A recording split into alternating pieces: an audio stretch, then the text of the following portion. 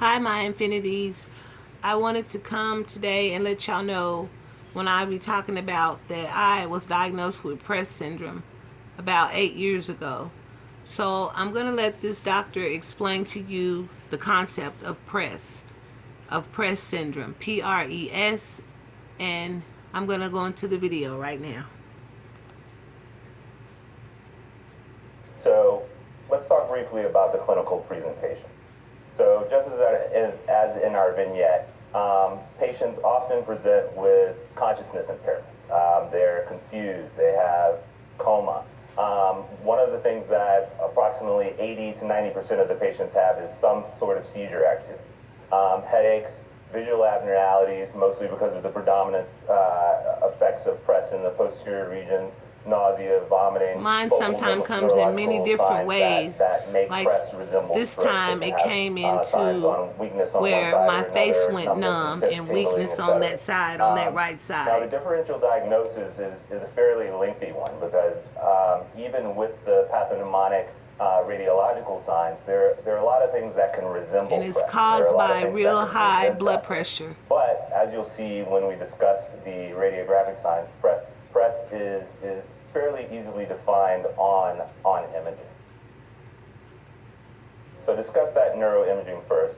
So your patient presents to the ED or to the hospital, and more often than not, the patient That's is what going they to get found on my a brain CT on the more CT rapidly than they're scan when going I to was get an first MRI. diagnosed. Usually on Mind that you, I was in CT, the you'll see hospital for areas 5 days kind of before they ill-defined figured out what was hypertensity going on. in a variety of different regions, Because I usually came in posterior, with but again, not stroke-like always. symptoms. And The press, pointer is failing. when your But blood again, pressure not is real always. high, and when you have an That leads episode you of to press, suspect it press. sends you These into are unique stroke-like hypertensities because they symptoms. don't follow a vascular distribution and they could represent a number of different things.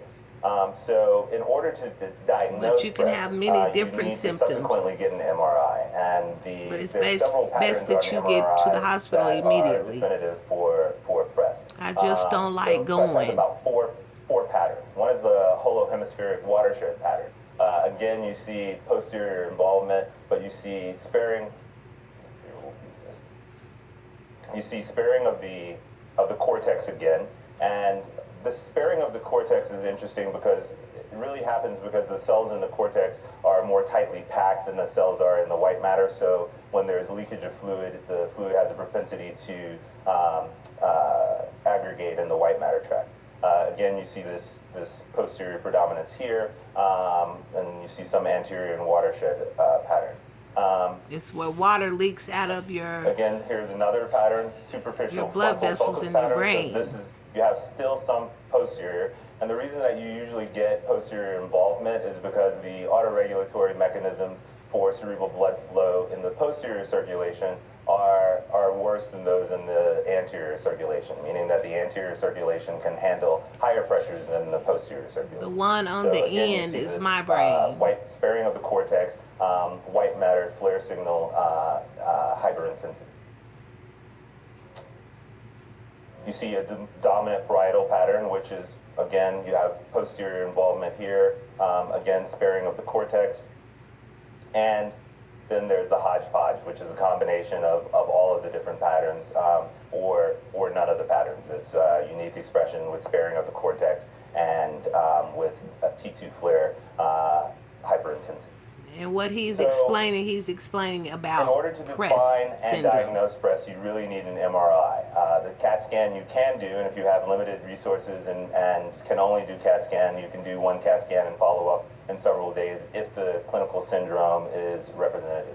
But first, you must rule out all of the other possible etiologies that we discussed in the differential diagnosis that could potentially cause press.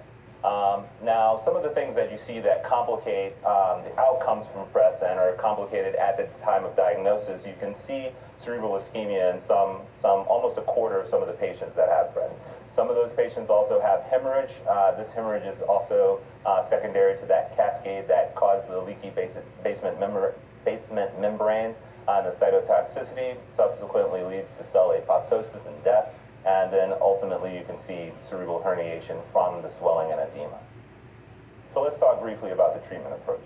I have a couple of algorithms here that may be hard to see, but Basically, this is a radiographic algorithm, and it just discusses the use of CAT scan early on if you can't get MRI, and then subsequently the use of MRI. What's left out here is how you have to rule out the differential diagnosis. And most of the patients end up in the ICU because of the focal neurological symptoms, coma, and seizures. A lot of them will require ventilatory support early on while you're trying to figure out the causative etiology of PRES.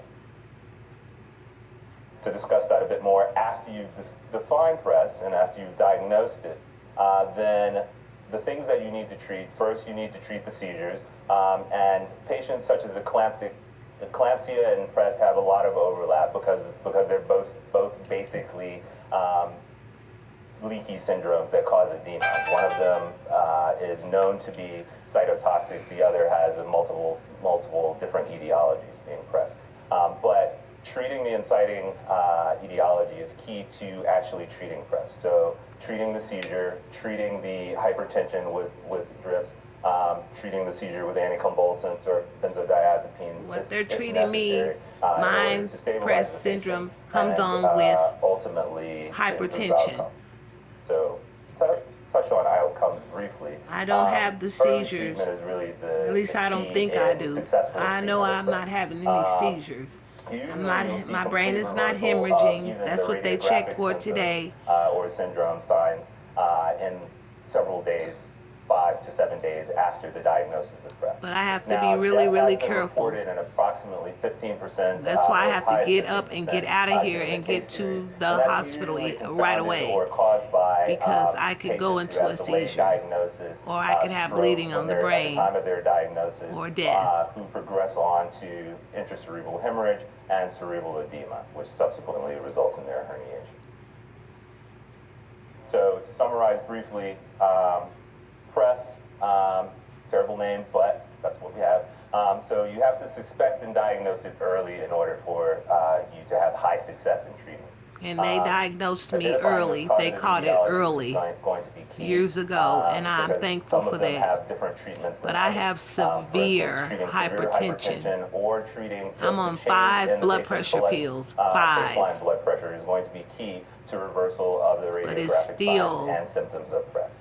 Again, you're going to have to treat the seizure and control seizures and continue others. And I don't get any kind of warning sign until it's extremely high. That's all I have. Any questions? And I thank you guys for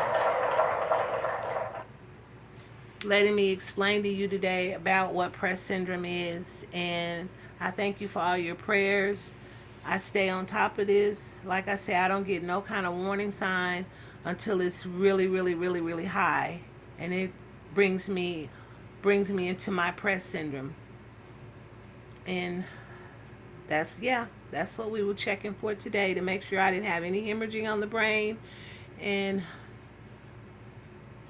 just continue to pray for me, guys. I got a lot going on. Thank you. And have a wonderful evening. If you have any questions, please leave a comment below. Please be kind, guys. Thank you.